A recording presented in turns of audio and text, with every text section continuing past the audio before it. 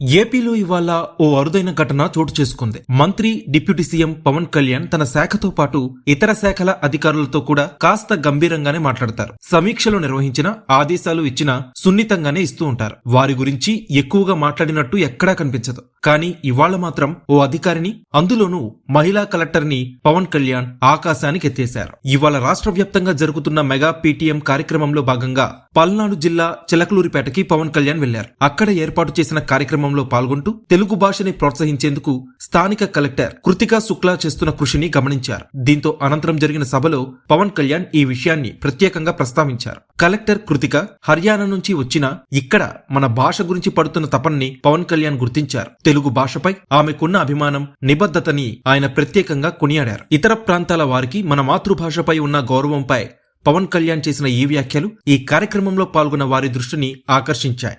అలాగే ఎక్కడో హర్యానా నుంచి ఆవిడ తెలుగు మాట్లాడుతుంటే మన కలెక్టర్ గారు డాక్టర్ శ్రీమతి కృతికా శుక్లాజీ ఆవిడ తెలుగు మాట్లాడుతుంటే మీరు ఇక్కడ పుట్టారా అని అడిగారంటే నేను అనుకున్నాను ఈ పక్క గుంటూరు విజయవాడ అనుకు లేదు మాది హర్యానా అని చెప్పి.